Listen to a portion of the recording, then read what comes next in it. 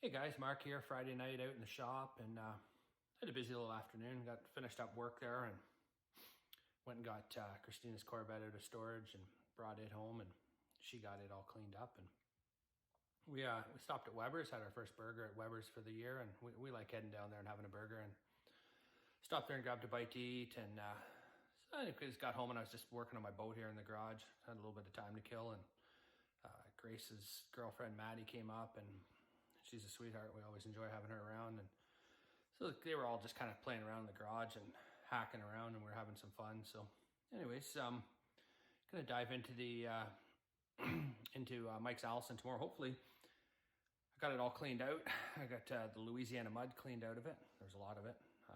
I guess down there the mud hornets get in, they haul mud into these boats and build little nests, and there's these little mud balls shit there the size of a pool ball all through the boat. So anyways, I spent about 3 hours washing that all out. So anyways, tomorrow I get my boat off the trailer, or I'm sorry, off of the cart onto the trailer, and stick it aside there while I'm waiting for stuff to get back from powder coating and whatnot, and dive right into Mike's boat and start laying some stuff out. So anyways, try and document what we're gonna do, and yeah, hope you enjoy.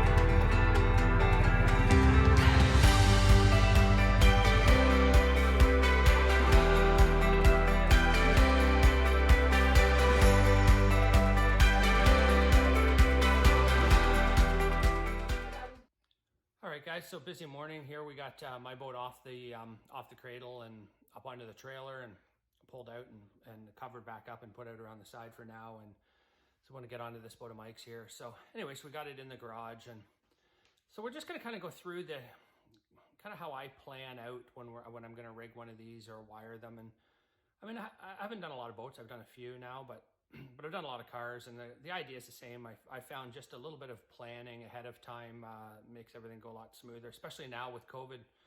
I find getting parts is really hard. So you got to be on the ball. I've already ordered a bunch of stuff for this boat, but anyways, we got it in the garage. We got it taped off. Always tape them off and protect them from crawling in and out and that sort of stuff. And as you saw in the earlier video, we had the boat outside and washed all the Louisiana mud out of it. And anyways, it's all ready to go. So just gonna just sort of go through how I plan it out and make lists of the stuff that I need, and start mapping some things out and come up with a plan. So follow along.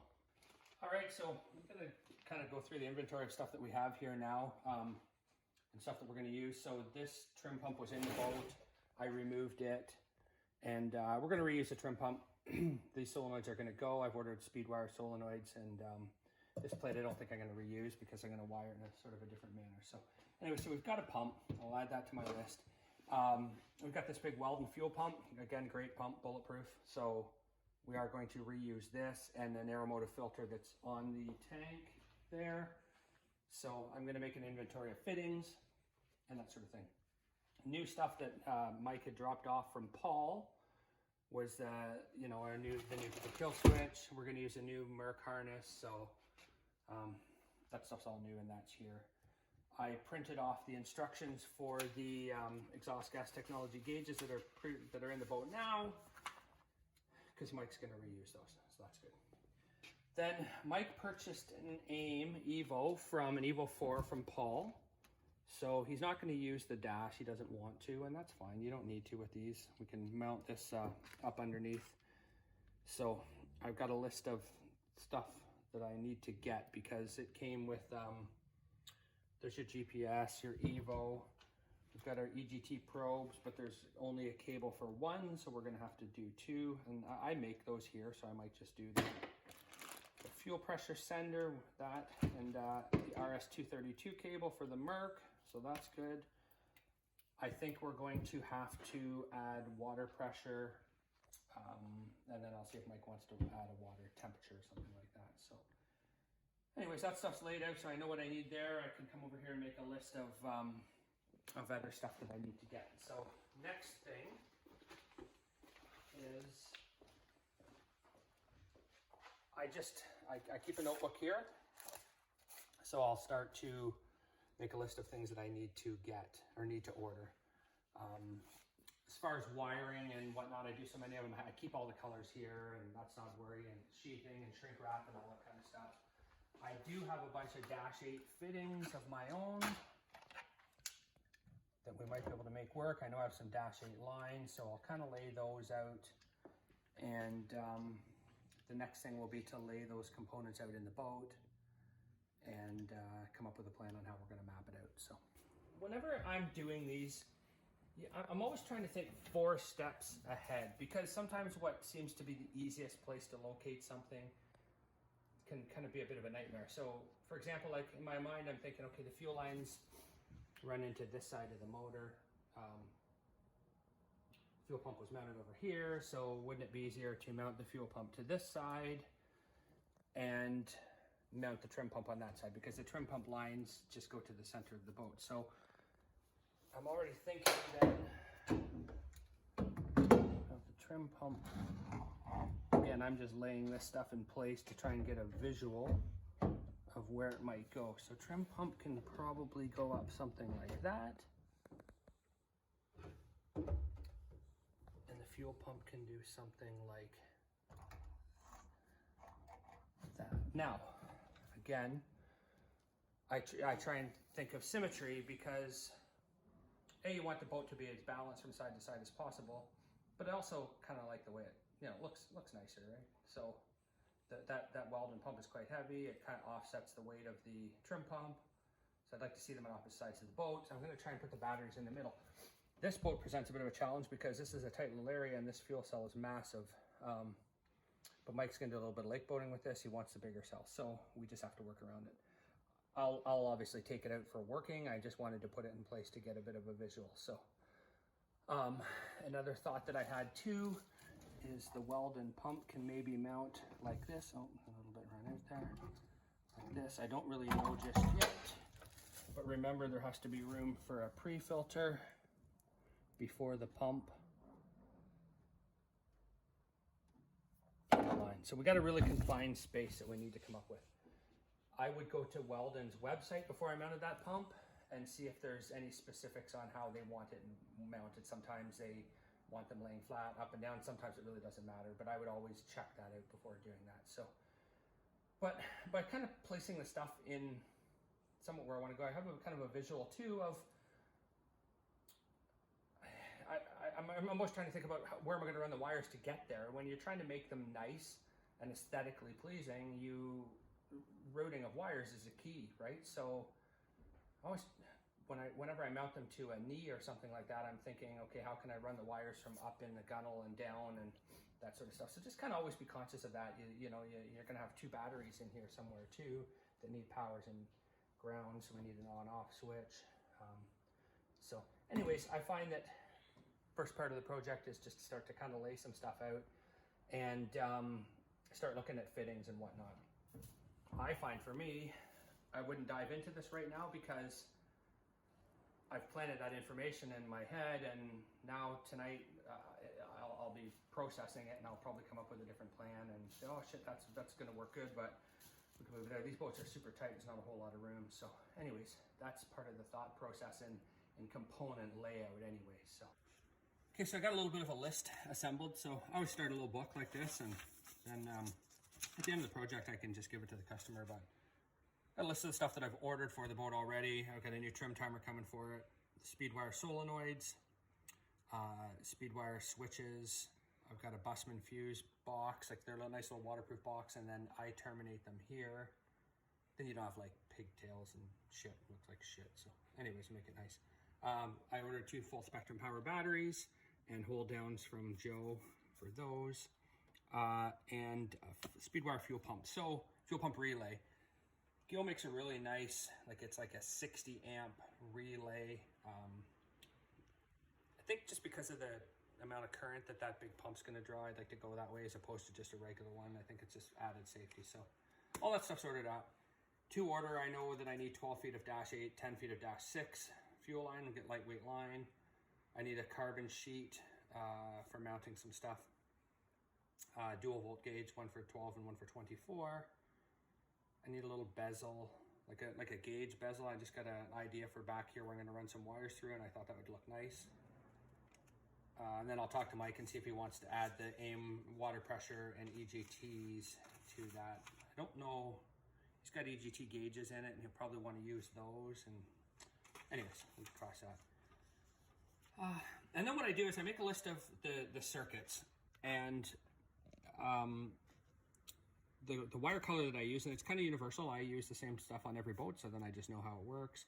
And the gauge, so I kind of determine the load, and then I come up with the gauge of the wire. So for example, 24 volt up, dark blue 14 gauge, 12 volt up, light blue 14 gauge, 12 volt down, green 14 gauge, yada yada.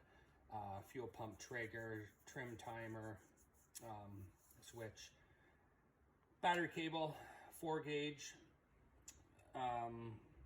I keep that here. I buy it in a big spool. I only buy it in black because I can shrink wrap the ends in red on the positive side, so why have a spool of black and a spool of red? Plus, I kind of just like the way the black looks. So that brings another topic, 4 gauge.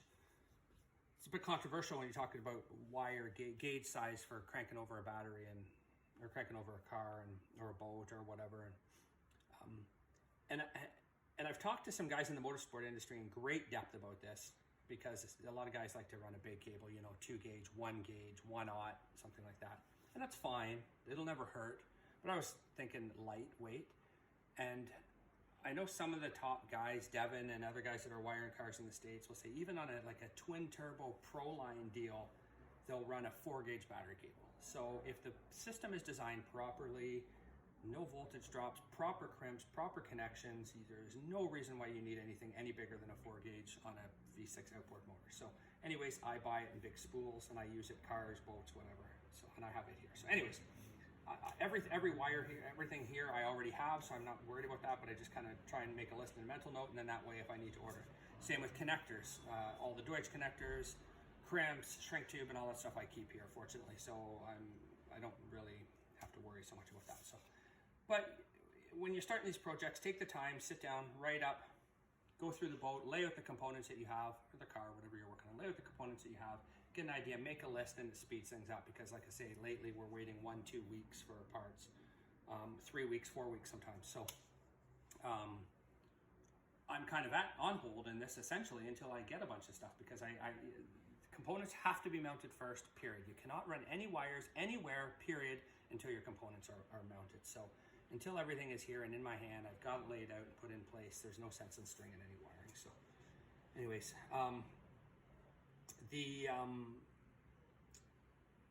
yeah, we went through that. We've got a list of everything that we need to order. We've got a list of stuff that we need to order. We've kind of gone through the boat. We come up with a plan. The boat's masked off and protected and ready to go.